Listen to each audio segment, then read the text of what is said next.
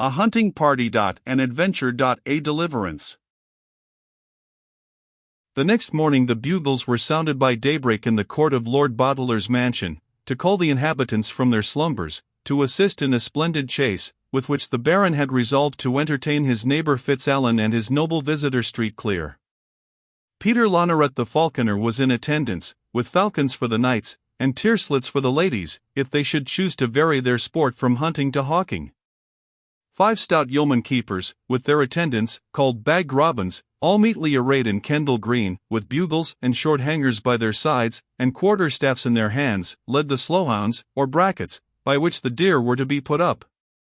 10 brace of gallant greyhounds, each of which was fit to pluck down, singly, the tallest red deer, were led in leashes by as many of Lord Boteler's foresters. The pages, squires, and other attendants of feudal splendor, well attired in their best hunting gear, upon horseback or foot, according to their rank, with their boar spears, long bows, and crossbows, were in seemly waiting. A numerous train of yeomen, called in the language of the times retainers, who yearly received a livery coat and a small pension for their attendance on such solemn occasions, appeared in cassocks of blue, bearing upon their arms the cognizance of the house of Boteler as a badge of their adherence. They were the tallest men of their hands that the neighbouring villages could supply, with every man his good buckler on his shoulder, and a bright burnished broadsword dangling from his leathern belt. On this occasion they acted as rangers for beating up the thickets and rousing the game. These attendants filled up the court of the castle, spacious as it was. On the green without, you might have seen the motley assemblage of peasantry convened by report of the splendid hunting, including most of our old acquaintances from Tuin, as well as the jolly partakers of good cheer at Hobfilcher's. Gregory the jester, it may well be guessed, had no great mind to exhibit himself in public after his recent disaster, but Oswald the steward, a great formalist in whatever concerned the public exhibition of his master's household state, had positively enjoined his attendance. "What," quoth he, "shall the house of the brave Lord Boteler, or such a brave day as this, be without a fool? Certes, the good Lord Street Clear and his fair lady sister might think our housekeeping as niggardly as that of their churlish kinsman at Gay Bowers, who sent his father's jester to the hospital, sold the poor sot's bells for hawkjesses, and made a nightcap of his long-eared bonnet. And, sirrah, let me see thee fool handsomely, speak squibs and crackers, instead of that dry, barren, musty gibing which thou hast used of late, or, by the bones, the porter shall have thee to his lodge, and cob thee with thine own wooden sword till thy skin is as motley as thy doublet." To this stern injunction, Gregory made no reply, any more than to the courteous offer of old Albert Droslot, the chief park-keeper, who proposed to blow vinegar in his nose, to sharpen his wit, as he had done that blessed morning to Bragger, the old hound, whose scent was failing. There was, indeed, little time for reply, for the bugles, after a lively flourish, were now silent, and Pareto, with his 2 attendant minstrels, stepping beneath the windows of the strangers' apartments, joined in the following roundelay, the deep voices of the rangers and falconers making up a chorus that caused the very battlements to ring again. "Waken, lords and ladies gay, on the mountain dawns the day, all the jolly chase is here, with hawk and horse and hunting spear hounds are in their couples yelling, hawks are whistling, horns are knelling, merrily, merrily, mingle they, waken, lords and ladies gay. Waken, lords and ladies gay, the mist has left the mountain grey, springlets in the dawn are streaming, diamonds on the brake are gleaming, and foresters have busy been, to track the buck and thicket green. Now we come to chant our lay, waken, lords and ladies gay.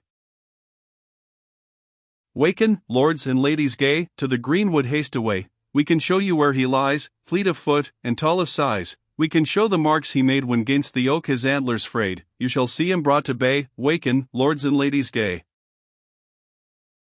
Louder, louder chant the lay, waken, lords and ladies gay, tell them, youth and mirth and glee run a course as well as we. Time, stern huntsman, who can balk, staunch as hound, and fleet as hawk.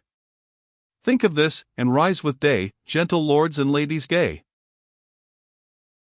By the time this lay was finished, Lord Boteler, with his daughter and kinsman, Fitzallen of Harden, and other noble guests had mounted their palfreys, and the hunt set forward in due order. The huntsmen, having carefully observed the traces of a large stag on the preceding evening, were able, without loss of time, to conduct the company, by the marks which they had made upon the trees, to the side of the thicket in which, by the report of Droslot, he had harbored all night. The horsemen, spreading themselves along the side of the cover, waited until the keeper entered, leading his bandog, a large bloodhound tied in a leam or band, from which he takes his name. But it befell this. A hart of the second year, which was in the same cover with the proper object of their pursuit, chanced to be unharbored first, and broke cover very near where the Lady Emma and her brother were stationed. An inexperienced varlet, who was nearer to them, instantly unloosed 2 tall greyhounds, who sprung after the fugitive with all the fleetness of the north wind. Gregory, restored a little to spirits by the enlivening scene around him, followed, encouraging the hounds with a loud teout, for which he had the hearty curses of the huntsman, as well as of the baron, who entered into the spirit of the chase with all the juvenile ardor of 20. May the foul fiend, booted and spurred, ride down his bawling throat, with a scythe at his girdle, quoth Albert Droslot. Here have I been telling him that all the marks were those of a buck of the first head, and he has hollowed the hounds upon a velvet-headed nobbler. By Saint Hubert, if I break not his pate with my crossbow, may I never cast off hound more. But to it, my lords and masters. The noble beast is here yet, and, thank the saints, we have enough of hounds. Tailiers or, in modern phrase, tally-ho. The cover being now thoroughly beat by the attendants, the stag was compelled to abandon it, and trust to his speed for his safety. 3 greyhounds were slipped upon him, whom he threw out, after running a couple of miles, by entering an extensive furzy brake which extended along the side of a hill. The horsemen soon came up, and casting off a sufficient number of slowhounds, sent them, with the prickers, into the cover, in order to chide the game from his strength.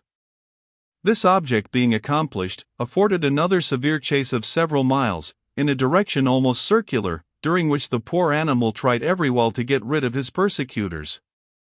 He crossed and traversed all such dusty paths as were likely to retain the least scent of his footsteps. He laid himself close to the ground, drawing his feet under his belly, and clapping his nose close to the earth, lest he should be betrayed to the hounds by his breath and hoofs. When all was in vain, and he found the hounds coming fast in upon him, his own strength failing, his mouth embossed with foam, and the tears dropping from his eyes, he turned in despair upon his pursuers, who then stood at gaze, making an hideous clamour, and awaiting their 2-footed auxiliaries. Of these, it chanced that the Lady Eleanor, taking more pleasure in the sport than Matilda, and being a less burden to her palfrey than the Lord Boteler, was the first who arrived at the spot, and taking a crossbow from an attendant, discharged a bolt at the stag. When the infuriated animal felt himself wounded, he pushed frantically towards her from whom he had received the shaft, and Lady Eleanor might have had occasion to repent of her enterprise had not young Fitzalan, who had kept near her during the whole day, at that instant galloped briskly in, and ere the stag could change his object of assault, dispatched him with his short hunting sword. Albert Droslot, who had just come up in terror for the young lady's safety, broke out into loud encomiums upon Fitzalan's strength and gallantry. "By Our Lady," said he, taking off his cap, and wiping his sunburnt face with his sleeve, "well struck, and in good time. But now, boys, doff your bonnets, and sound the mort." The sportsmen then sounded a treble mort and set up a general whoop, which, mingled with the yelping of the dogs, made the welkin ring again. The huntsman then offered his knife to Lord Boteler, that he might take the say of the deer, but the Baron courteously insisted upon Fitzalan going through that ceremony. The Lady Matilda was now come up, with most of the attendants, and the interest of the chase being ended, it excited some surprise that neither Streetclear nor his sister made their appearance. The Lord Boteler commanded the horns again to sound the requite, in hopes to call in the stragglers, and said to Fitzalan, "Methinks Streetclear, so distinguished for service in war, should have been more forward in the chase." "I trow," said Peter Lonaret, "I know the reason of the noble lord's absence, for when that mooncalf, Gregory, hallooed the dogs upon the nobbler, and galloped like a green hilding, as he is, after them, I saw the Lady Emma's palfrey follow apace after that varlet, who should be trashed for overrunning, and I think her noble brother has followed her, lest she should come to harm. But here, by the rood, is Gregory to answer for himself." At this moment Gregory entered the circle which had been formed round the deer, out of breath, and his face covered with blood. He kept for some time uttering inarticulate cries of "Harrow," and "Well away," and other exclamations of distress and terror, pointing all the while to a thicket at some distance from the spot where the deer had been killed. "By my honour," said the Baron, "I would gladly know who has dared to array the poor knave thus, and I trust he should dearly abye his utter credence, were he the best, save one, in England." Gregory, who had now found more breath, cried, "Help, an ye be men!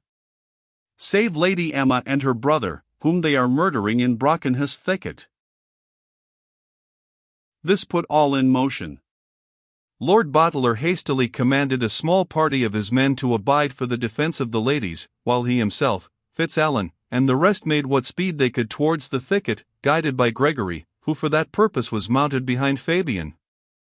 Pushing through a narrow path, the first object they encountered was a man of small stature lying on the ground, mastered and almost strangled by two dogs, which were instantly recognized to be those that had accompanied Gregory. A little farther was an open space, where lay 3 bodies of dead or wounded men. Beside these was Lady Emma, apparently lifeless, her brother and a young forester bending over and endeavoring to recover her. By employing the usual remedies, this was soon accomplished, while Lord Boteler, astonished at such a scene, anxiously inquired at St. Clear the meaning of what he saw, and whether more danger was to be expected. "For the present, I trust not," said the young warrior, who they now observed was slightly wounded, "but I pray you, of your nobleness, let the woods here be searched, for we were assaulted by 4 of these base assassins, and I see 3 only on the sward." The attendants now brought forward the person whom they had rescued from the dogs, and Henry, with disgust, shame, and astonishment, recognized his kinsman, Gaston Street Clear. This discovery he communicated in a whisper to Lord Boteler, who commanded the prisoner to be conveyed to Queenhoo Hall and closely guarded. Meanwhile he anxiously inquired of young Street Clear about his wound. "A scratch, a trifle," cried Henry. "I am in less haste to bind it than to introduce to you one without whose aid that of the leech would have come too late. Where is he? Where is my brave deliverer?"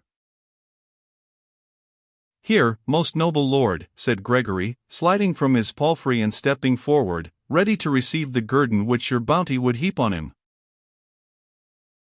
"Truly, friend Gregory," answered the young warrior, "thou shalt not be forgotten, for thou didst run speedily and roar manfully for aid, without which, I think verily, we had not received it. But the brave forester who came to my rescue when these 3 ruffians had nigh overpowered me, where is he?"